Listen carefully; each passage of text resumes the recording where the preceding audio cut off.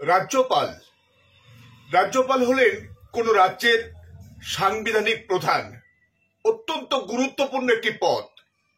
রাষ্ট্রের পক্ষ থেকে রাজ্যপালকে নিয়োগ করা হয় সেই রাজ্যের সাংবিধানিক বিধি এবং ব্যবস্থাকে তদারক করার জন্য। আমাদের রাজ্য পশ্চিমবঙ্গে 1947 সাল থেকে এ পর্যন্ত মাঝখানে বহু বিশিষ্ট মানুষজন পশ্চিমবঙ্গ রাজ্যের রাজ্যপালের পদ অলঙ্কৃত করেছিলেন। চক্রবর্তী রাজাগোপাল আচারী ছিলেন পশ্চিমবঙ্গের প্রথম রাজ্যপাল। পদ্মজা নাইডু থেকে আরম্ভ করে আপনার হীরেন মুখার্জি এবং আমরা গোপাল কৃষ্ণ গান্ধীর মতো মানুষকে পশ্চিমবঙ্গবাসী রাজ্যপাল হিসেবে পেয়েছিলেন। তাদের ব্যবহার, তাদের আচরণ রাজ্যকে এগিয়ে নিয়ে যাওয়ার জন্য, রাজ্য এবং রাজ্য সরকার সঙ্গে তাল মিলিয়ে চলার ক্ষেত্রে তারা দৃষ্টান্ত স্থাপন করেছিলেন। কিন্তু বেশ কয়েক বছর, বিশেষ করে বিজেপি ক্ষমতায় আসার পর থেকে বিভিন্ন রাজ্যপাল পশ্চিমবঙ্গে এসছে। তাদের সঙ্গে পশ্চিমবঙ্গের যে এই মুহূর্তে শাসক দল তৃণমূল কংগ্রেস, সেই কংগ্রেস সরকার, তৃণমূল কংগ্রেসের সরকারের সঙ্গে রাজ্যপালদের বিরোধ নিত্য নৈমিত্তিক। রাজ্য সরকার এবং রাজ্যপালের মধ্যে একেবারে চাপান উত্তর, এমনকি বাক বিতণ্ডা, তর্ক বিতর্ক এবং নানা রকম কুটকাচালি, ব্যঙ্গ বিদ্রুপ চলেছে। এবং সর্বশেষ সংযোজন সিবি আনন্দ বোসকে নিয়ে। সিবি আনন্দ বোস 1951 সালে জন্ম, কেরলের মানুষ তিনি। 2022 সালের 23শে নভেম্বর রাজ্যপালের দায়িত্ব গ্রহণ করেছেন। একেবারে রাজ্যপালের দায়িত্ব গ্রহণের সঙ্গে সঙ্গে তিনি চেষ্টা করেছিলেন বা অন্ততপক্ষে দেখিয়েছিলেন তিনি এই রাজ্য বা রাজ্য সরকারকে নিয়ে চলতে চান। তিনি বাংলায় এসে বাংলায় শেখার জন্য ঘোষণা দিয়েছিলেন। মুখ্যমন্ত্রী মমতা ব্যানার্জির কাছ থেকে তিনি বাংলার হাতে খড়িও নিয়েছিলেন।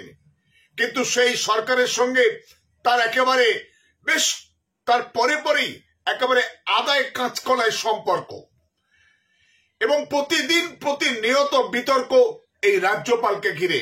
কখনো উপাচার্যদের নিয়োগের ক্ষেত্রে, উপাচার্যদের বরখাস্তের ক্ষেত্রে, অথবা রাজ্য সরকারের পাঠানো বিভিন্ন বিল সই না করে, এমনকি সুপ্রিম কোর্ট পর্যন্ত গড়িয়েছে রাজ্যপালের বিরুদ্ধে অভিযোগপত্র।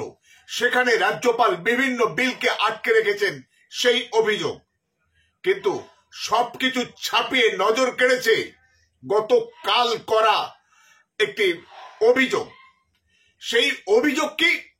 সিবি আনন্দ বোস, আমাদের রাজ্যপাল, এই মুহূর্তে বর্তমান পশ্চিমবঙ্গের রাজ্যপাল, তিনি একজন মহিলা শ্লীলতাহানি করেছেন বলে অভিযোগ করেছেন সেই মহিলা, সেই ভিকটিম মহিলা। তিনি রাজভবনেরই কর্মচারী এবং অস্থায়ী কর্মী ছিলেন। তিনি বেশ কয়েক বছর যাবৎ রাজভবনে কাজ করতেন অস্থায়ী কর্মী হিসাবে। বিভিন্ন দপ্তরে তিনি কাজ করতেন, কিন্তু সম্প্রতি তাকে অন্য একটি দপ্তরে নিয়ে যাওয়া হয়েছিল এবং সেখানেই নাকি এই সিবি আনন্দ বোস, বর্তমান রাজ্যপাল পশ্চিমবঙ্গের, তার সঙ্গে নাকি তার একটা কাছে আসার সুযোগ হয়। গত 20 তারিখে মহিলার অভিযোগ সাপেক্ষে যে তাকে নাকি রাজ্যপাল ডেকে পাঠিয়েছিলেন এবং তার সঙ্গে খারাপ ব্যবহার করেছিলেন, অভব্যতা করেছিলেন বলে অভিযোগ করেছেন সেই মহিলা। এবং তারপরে গতকাল অর্থাৎ 2রা মে, সেই 2রা মেতে রাজ্যপাল তাকে আবার নাকি ডেকে পাঠিয়েছিলেন তার চাকরির নিরাপত্তা বা চাকরির যে প্রমোশন পাইয়ে দেওয়ার ব্যাপারে নাকি তিনি আলোচনা করতে চান।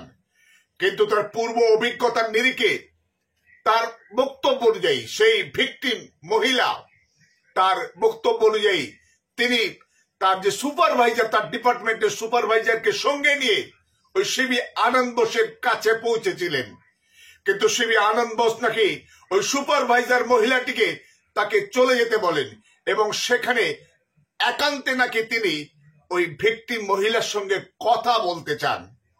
তারপরে যথারীতি নাকি সিবি আনন্দ বোস স্বরূপে নাকি তিনি প্রকাশ করেন, স্বরূপ প্রকাশ করেন এবং সেখানে নাকি তার সঙ্গে আবারও খারাপ ব্যবহার করার চেষ্টা করেন এবং সেখান থেকে নাকি ছুটে বেরিয়ে গিয়ে মহিলা রাজভবনের সামনে থাকা যে আউটপোস্ট গুলো আছে, পুলিশের যে ফাঁড়িগুলো আছে, সেখানে অভিযোগ জানান। কিন্তু সেই ক্যালকাটা পুলিশের সমস্ত ফাঁড়িতে থাকা পুলিশ অফিসাররা তারা পরামর্শ দেন ওই ভিকটিম মহিলাকে যে যেহেতু রাজভবন হেয়ার স্ট্রিট থানার অন্তর্গত, তাই হেয়ার স্ট্রিট থানায় গিয়ে তার বিরুদ্ধে যা কিছু বলার বা বক্তব্য শিবি আনন্দ বোসের বিরুদ্ধে সেখানে তিনি যেন জানান। এবং যথারীতি সেই ভিকটিম মহিলা হেয়ার স্ট্রিট থানায় লিখিত অভিযোগ দায়ের করেন শিবি আনন্দ বোসের বিরুদ্ধে একাধিকবার তার সঙ্গে অভব্য আচরণ বা শ্লীলতাহানির অভিযোগ। এবং খুব এরকম একটা ভয়ঙ্কর অভিযোগ রাজ্যপালের বিরুদ্ধে, সেই অভিযোগ কিন্তু লালবাজার ইতিমধ্যে টেক আপ করেছে। হেয়ার স্ট্রিট থানা আর সে বিষয়টা কোনো তদন্তে যাচ্ছে না বা যায়নি। পুরো বিষয়টাই কলকাতা পুলিশের হেডকোয়ার্টার লালবাজারের কাছে ঠেলে দেওয়া হয়েছে এবং লালবাজার এই শিবি আনন্দ বোসের বিরুদ্ধে যে অভিযোগ সে ব্যাপারে ইনকোয়ারি করার জন্য, যেহেতু রাজ্যপাল ইনভেস্টিগেশন নয় ইনকোয়ারি করার জন্য সেট গঠন করেছে, SET SET special enquiry team তৈরি করেছেন 8 জন অফিসারকে নিয়ে এবং সেই 8 জন দুধে অফিসাররা ইনকোয়ারি করবেন এই শিবি আনন্দ বোসের বিরুদ্ধে অভিযোগের সারবত্তা বিষয়ে। সেখানে তারা রাজভবনের বিভিন্ন কর্মচারী, এই মহিলার সঙ্গে থাকা যে সুপারভাইজার বা অন্যান্য সমস্ত কর্মচারীদের জিজ্ঞাসাবাদ করবেন এবং এটা কতটা, কেন এটা হলো, কিভাবে হলো বা কতটা হলো, সবটাই তদন্তের আওতায়। কিন্তু তার পরিপ্রেক্ষিতে রাজ্যপাল তিনি কোনো সাংবাদিক সম্মেলন করেননি। তিনি একটি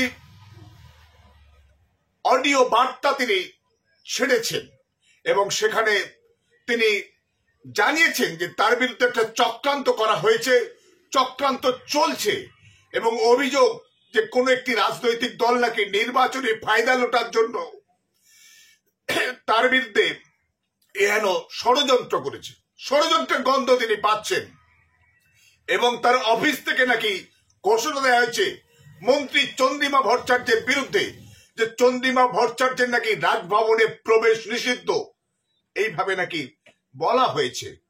কিন্তু রাজ্যপালের এই অডিও বার্তার পরে তিনি আর কখনো কোনো ক্যামেরার সামনে এসে কোনো ভিডিও বার্তা দেননি। কিন্তু জানা যাচ্ছে এই ঘটনার পর দিনই সকালে উঠে তিনি তার দেশের বাড়ি, দেশের রাজ্য কেরালায় চলে গেছেন। কিন্তু সামগ্রিকভাবে রাজ্যপালকে ঘিরে এ ধরনের অভিযোগ পুরো বাংলা জুড়ে একটা চাঞ্চল্য ছড়িয়েছে এবং সোশ্যাল মিডিয়াতেও শুরু হয়েছে রাজ্যপাল এর বিরুদ্ধে এই অভিযোগ। রাজ্যপালই আবার সন্দেশখালিতে গেছিলেন মহিলাদের নির্যাতনের সমস্ত কিছু জানতে এবং বুঝতে। তাই যদি সোশ্যাল মিডিয়াতে প্রচার হচ্ছে, যদি এটা আগে ঘটতো তাহলে সন্দেশখালি গেলে সন্দেশখালির ওই নির্যাতিত মহিলা বা সাধারণ মহিলারা তাহলে কিভাবে এই রাজ্যপাল শিবি আনন্দ বোসকে তারা আবাহন জানাতো, সেটা শুনে আটকে উঠছে। এবং আরো কথা উঠছে, রাজ্যপাল কি তাহলে ওই মহিলাকে রাজভবনে পিঠে তৈরি করার জন্য ডেকে পাঠিয়েছিলেন? এরকমও টিপ্পনি চলছে সোশ্যাল মিডিয়ায়।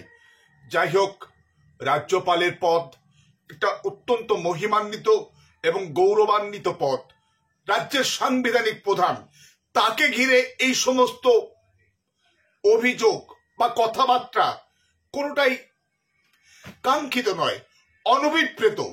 এরকম এক ভয়ঙ্কর ব্যাপার স্যাপার বন্ধ হোক।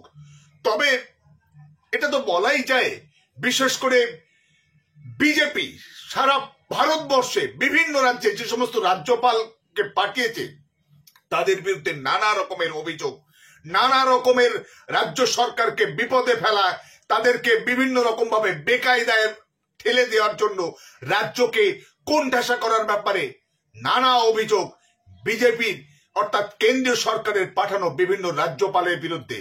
তারা কম বেশি সবাই তো বিজেপির নেতা। ফলে এরকম একটা জায়গায় দাঁড়িয়ে সিবি আনন্দ বোস কতটা কিভাবে আজকের এখান থেকে বেরোতে পারেন কিনা, বা স্পেশাল ইনকোয়ারি টিম সেট তার বিরুদ্ধে তদন্ত করে কি পায়, সেটা কিন্তু আমাদের নজর থাকবে বাংলার মানুষ হিসাবে। যদি এরকম কিছু হয়ে থাকে অবিলম্বে কিন্তু এই সিবি আনন্দ বোসকে বাংলা থেকে বিদায় নেওয়া উচিত। নির্যাতিত মহিলাও দাবি করেছেন তিনি আর রাজভবনে ফিরবেন না, তিনি রাজভবনের হোস্টেলেই থাকতেন। তিনি বলেছেন হয় উনি থাকবেন না হলে আমি থাকবো, উনি থাকলে আমি আর ওখানে যাব না। অর্থাৎ সিবি আনন্দ বোস যতক্ষণ ওখানে থাকবেন ততক্ষণ তিনি আর ওখানে ফিরবেন না। দেখা যাক কি হয় এবং সময় কি বলে।